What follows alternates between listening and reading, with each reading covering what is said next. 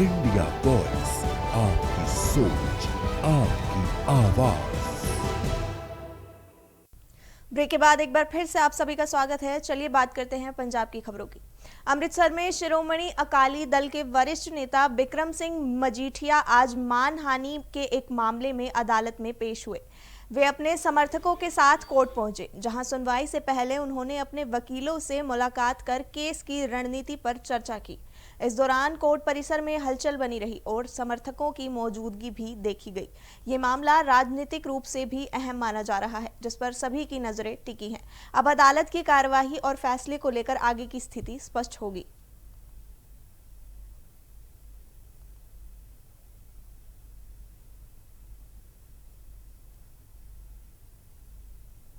पंजाब के वित्त मंत्री हरपाल सिंह चीमा ने पश्चिम बंगाल चुनाव और पंजाब की राजनीति को लेकर केंद्र सरकार पर तीखा हमला बोला है। उन्होंने आरोप लगाया कि भाजपा चुनाव वाले राज्यों में ईडी, सीबीआई और चुनाव आयोग जैसी संस्थाओं का दुरुपयोग करती है। चीमा ने कहा कि पंजाब में चुनाव नजदीक आते ही केंद्रीय एजेंसियों की कार्यवाही आम आदमी पार्टी नेतृत्व पर दबाव बनाने की कोशिश करती है। उन्होंने हालिया ईडी छापेमारी को भी राजनीतिक रूप से प्रेरित बताया। इस बयान के बाद राजनीतिक माहौल और गर्मा गया है। देखिए, जितने भी हमारे पंजाब के 4th क्लास ग्रुप डी के मुलाजिम हैं, उनको हमने फैसला किया है, हमारे माननीय मुख्यमंत्री सरदार भगवंत सिंह मान जी ने, कि उनको 10,340 रुपये प्रति जो हमारा एम्प्लॉई है उसको हमने जे ऋण मुक्त जो है पैसे देने का फैसला किया है। ब्याज नहीं लगेगा, उनके ऊपर कोई भी इंटरेस्ट नहीं लगेगा। वो अपनी गेहूं खरीद सकते हैं, वो अपने के, ताकि वो पूरा साल भर अपने बच्चों का और अपना पेट अच्छे ढंग से भर सकें और उनका खान पीन अच्छे ढंग से हो सके। इसलिए 10,340 रुपये हमने उनको ब्याज मुक्त देने का फैसला किया है। वो साल भर में इनको इंस्टॉलमेंट में वापस कर देंगे। तो कितने हैं तकरीबन? लगभग इसका 15 करोड़ रुपए का फर्क जो है पड़ेगा। तो इससे मैं समझता हूँ जो हमारे ग्रुप डी के एम्प्लॉई हैं उनके परिवारों के लिए एक बहुत बड़ी राहत है।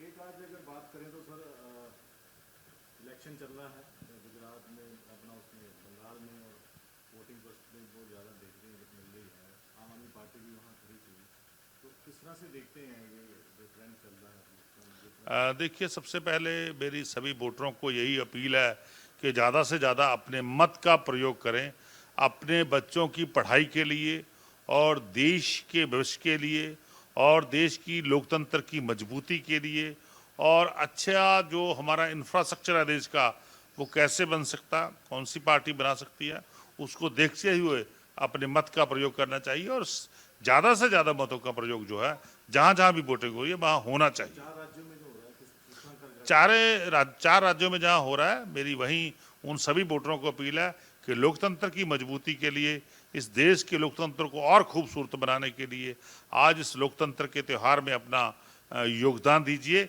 और मैं समझता हूँ एजुकेशन के लिए, हेल्थ सिस्टम के लिए, बेसिक जो इंफ्रास्ट्रक्चर है उसके लिए, और देश की इकॉनमी कैसे बेहतर बने, उनके परिवारों की इकॉनमी कैसे बेहतर बने, वो कैसे उनके बच्चे पढ़ पाएंगे, अच्छी पढ़ाई कर पाएंगे, कैसे उनके लोगों का अच्छा स्वस्थ रहेगा, उसके लिए वो वोट दें।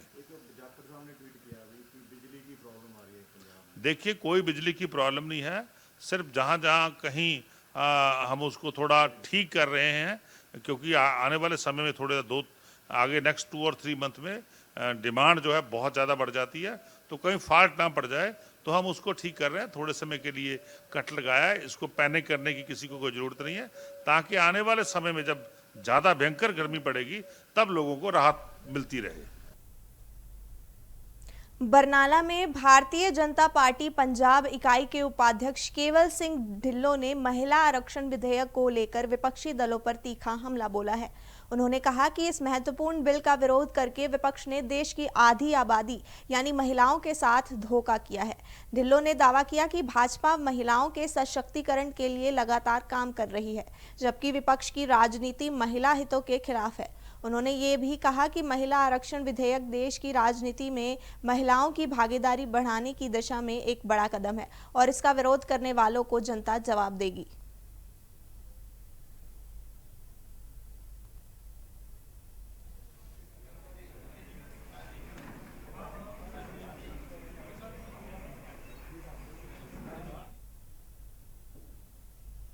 पंजाब के वित्त मंत्री हरपाल सिंह चीमा ने पश्चिम बंगाल चुनाव और पंजाब की राजनीति को लेकर केंद्र सरकार पर तीखा हमला बोला है।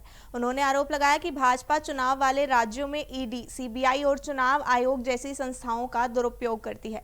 चीमा ने कहा कि पंजाब में चुनाव नजदीक आते ही केंद्रीय एजेंसियों की कार्यवाही आम आदमी पार्टी नेतृत्व पर दबाव बनाने की कोशिश है। उन्होंने हालिया ईडी छापेमारी को भी राजनीतिक रूप से प्रेरित बताया। इस बयान के बाद राजनीतिक माहौल और गर्मा गया है।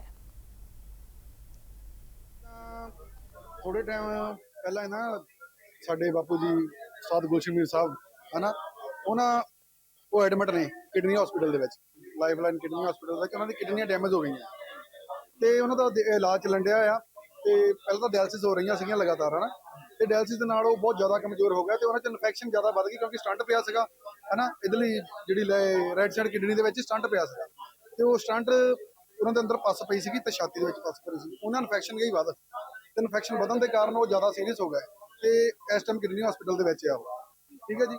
ਤੇ ਉਹਨਾਂ ਨੂੰ ਜਦੋਂ ਇਹ ਚੀਜ਼ ਹੁੰਦੀ ਹੈ ਨਾ, ਬਕਾਇਦਾ मेरे वालों मैं फोन किया भाई ने। लुधियाना स्कूल मुद्दे पर पंजाब बीजेपी के मीडिया प्रभारी विनीत जोशी कहते हैं, अखबारों में विज्ञापन छपते हैं कि पंजाब में स्कूल बहुत अच्छे हैं और राज्य में शिक्षा क्रांति हो गई है।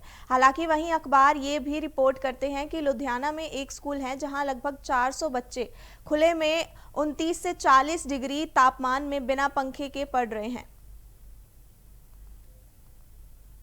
हैं कि पंजाब में स्कूल बहुत अच्छे हैं और पंजाब में शिक्षा क्रांति है।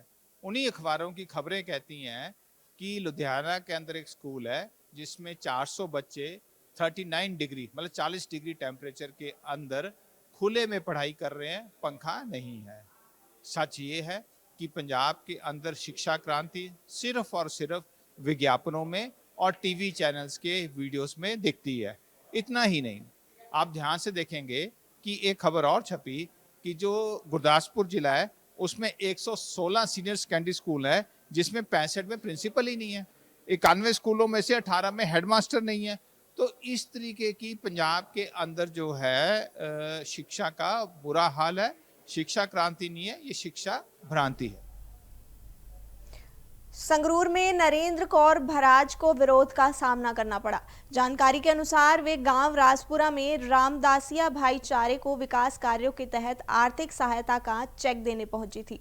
इसी दौरान वाल्मीकि समाज के कुछ लोगों ने मौके पर पहुंचकर विरोध जताया और नारेबाजी शुरू कर दी। लोगों का आरोप था कि फंड वितरण में सभी समुदायों को समान रूप से शामिल किया जाना चाहिए। माहौल कुछ समय के लिए तनावपूर्ण हो गया। विधायक ने कहा कि आगे अतिरिक्त फंड मिलने पर अन्य जरूरतमंदों को भी सहायता दी जाएगी।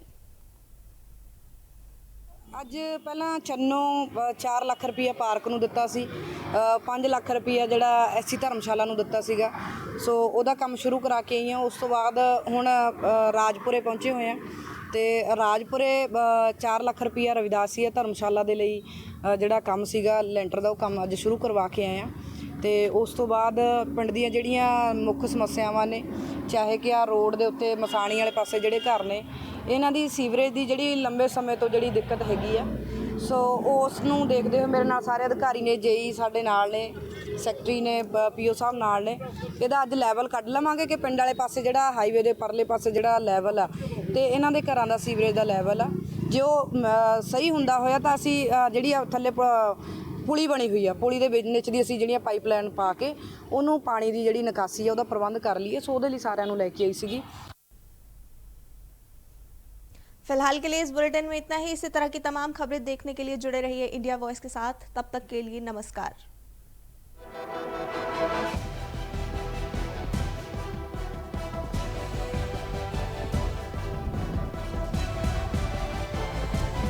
इंडिया वॉइस, आपकी सोच, आपकी आवाज।